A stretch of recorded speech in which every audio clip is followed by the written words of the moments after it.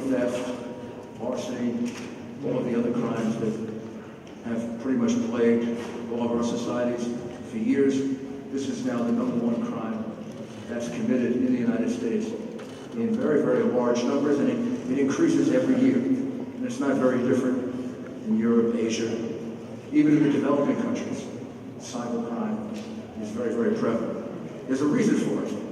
Our ability to use the internet has outpaced our ability to defend ourselves. So when we developed all of these very intricate uses of cyber technology, which of course are wonderful because they make our lives easier, they make our lives more productive, they make our businesses do things that businesses could not have done 10 or 20 or 30 years ago. However, they carry a risk with them, which is that they are easily prone to being invaded, since these communications are taking place in essence through the air, and they're being stored in certain places. It's not very hard for people that are proficient in the use of internet technology to be able to steal what's there. So think about it this way.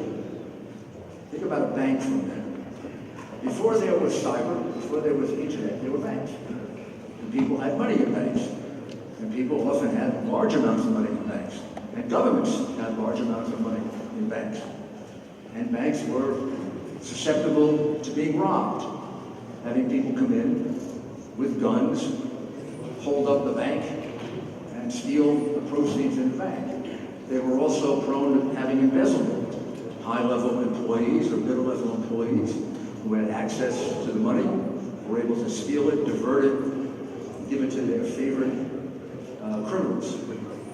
So the world we live in now is not terribly different, except it can happen on a much bigger scale and it can happen faster. So for many, many years, the internet developed in America, all over the world, and it became something that we now rely on and we couldn't do without. Our economies would be seriously affected. Even when there's an interruption in internet service, our economies are seriously affected. And our governments are insecure.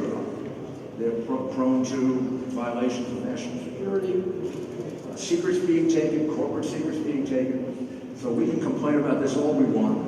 It's going to be this way forever, and it's just going to get worse. So then we have to figure out, how do we secure it? First thing you should know is there is no 100% answer. There's not a single magic thing you can do that all of a sudden makes communications in cyberspace secure, 100% secure. Anybody who thinks they can do that for you is not telling you the truth. Our understanding of this technology has not proceeded yet to a point where it can be 100% stopped. I doubt, given the nature of the science involved, that it could ever develop to that degree. Because whenever information is exchanged, no matter how secure it is, no matter how limited it is, there's always the ability of an ingenious technologist to figure out some way to penetrate the defense that you've put up. So, but that's not terribly different than where we were before the internet, because you were never 100% secure. You may have had a lot of money in the bank, and there may have been a lot of people guarding it. It didn't mean it couldn't be stolen, and it didn't mean that sometimes it was stolen. So we've never been 100% secure from crime or interception or ability to interfere. What we can do, however, is we can be a lot more secure than we are now.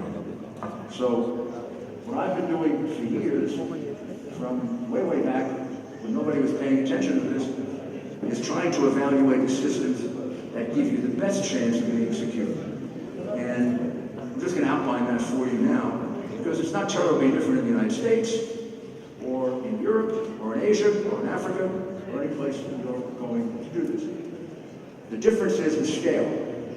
It's much, much easier for me to say in a country like Armenia that we could arrive at pretty close to 90, 95%, 98% safety. Because you're roughly 3 million people, you're a fairly contained geographic area, and therefore to design the solution is a lot easier than if we, let's say, take all of Europe, where you have now millions and millions and millions of people, and different cultures, and different communication systems, and companies that talk to each other, and companies that don't talk to each other. Same thing is true in my country. 340 million people, not one carrier, at least a dozen. Sometimes they talk to each other, and sometimes they don't. And sometimes they cooperate with each other, and sometimes they don't. So when you're trying to do it, the larger the scale, the more difficult it is to do, and the less efficient the solution. Of course, the larger the scale, also, the more people you're serving, the faster the communications, and the more intricate the solutions. So there's a trade-off. So what's basic cyber defense? That should be really involved in any large government operation or any large corporate operation or even large individual operation. First thing you need is perimeter security. I usually draw a triangle. I don't have something to draw with. But think of it this way. Here's your system, right? So you have to protect it from the outside. So you have to detect the people or the systems that are trying to hack you. Hacking doesn't mean they got through. Hacking just means they attempted to get through.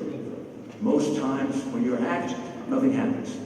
But if you're a large operation, for example, the operations I deal with all the time, to be hacked 1 million times a day is not ridiculous. So think about that number. You can't possibly count 1 million times a day. You can't look at every single one. So you need to develop a system that's going to analyze those million, pick out the ones that are truly dangerous, and then focus on those. That's not the problem.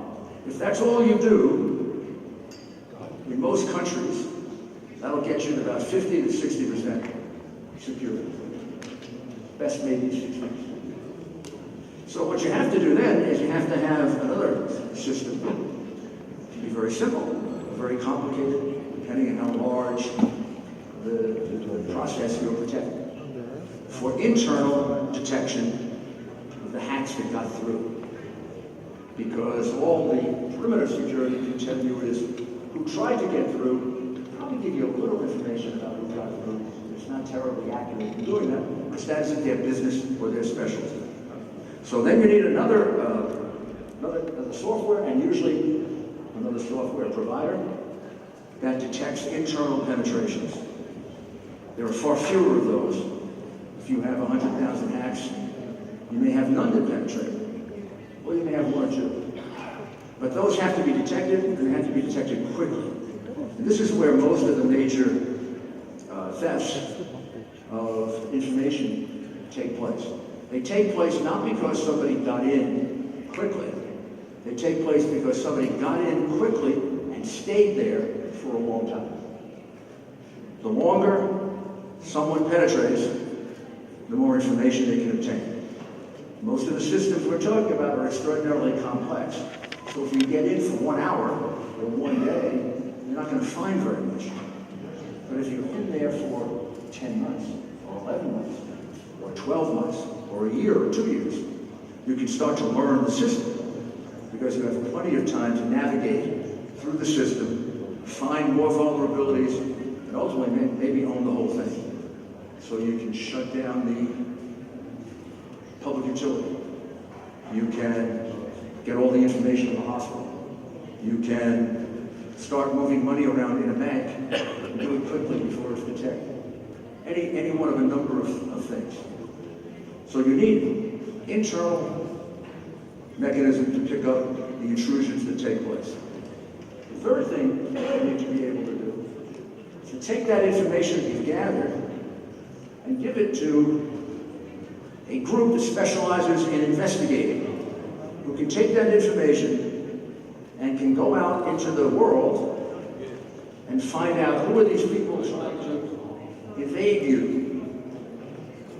They're probably going to be limited, depending on your business, depending on the level of your financial transactions, depending on if you're a nation or a government agency, your enemies, who they are, or even your friends who are just trying to find out if you really are their friends, or your friends who want to take advantage of some kind of a process that you developed that they haven't developed yet and want to find an easy way to have that process for their own.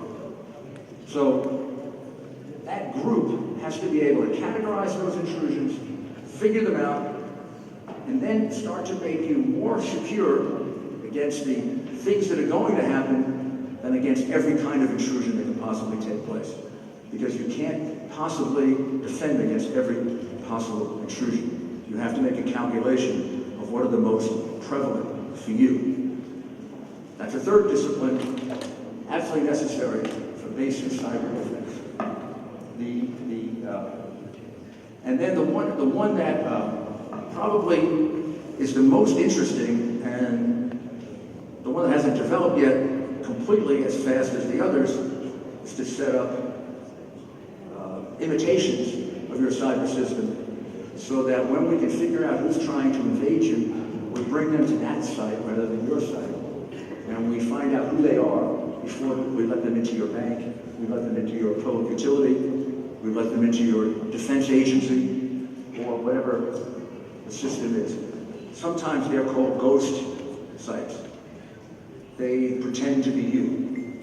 And I think I'm communicating with you, but I'm actually communicating with a ghost site that analyzes who I am and then decides very quickly whether to let me through or to stop me and get more information from me.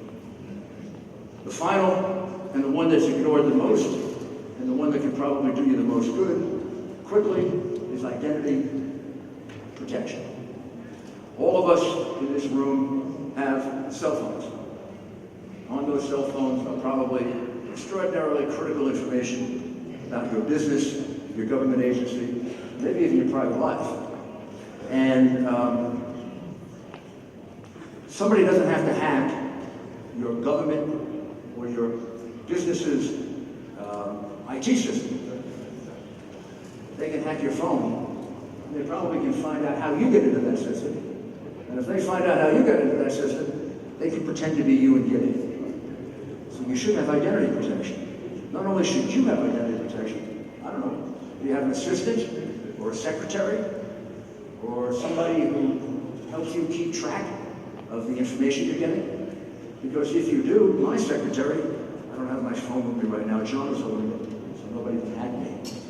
But my secretary has all the same information I have about how to get into my system. You don't have to hack me. You can hack her. Well, what does that mean? That means she has to be protected. So when you're thinking about who has to be protected in a company, I have found many of the most serious hacks and invasions have taken place because people forget to secure the least, what seems to be the least important denominator. Meaning they'll protect the CEO, and they'll protect the minister, and they'll protect the number 2 and 3 person of the company, but they forget about the people who are helping them, who have roughly the same information they have. And they need to have identity protection, which should almost be required of everyone, and eventually will be when we grow up enough and understand how to do this kind of defense. So I'll leave you with one thought. The only way we're ever going to do this really effectively, well, let me just outline for you first of all, at least in the United States, what our biggest problems. Our grid, we're always worried that someone is going to try to interfere with the ability of our to deliver electricity to our large cities. That's happened here in Europe, it's happened in Eastern Europe, it's happened all over the world. Our banking system, our hospital system, our transportation system. When we get to the era of the driverless car, can you imagine what can be done with cyber invasion if cars are being directed and kept safe by a whole cyber system in the city? Nobody's driving the automobile. If you can get into that system, you can create havoc with cars, trucks, trains, and that's why Those systems intelligently are being developed now with cyber defense in mind, right from the very, very beginning, before they're actually deployed. Then we have crimes like bank accounts that are stolen or moved over or used to launder money. We have people who invade health accounts, people who make loans for other people, people who file tax returns for other people and take the returns from the taxes that somebody might be owed.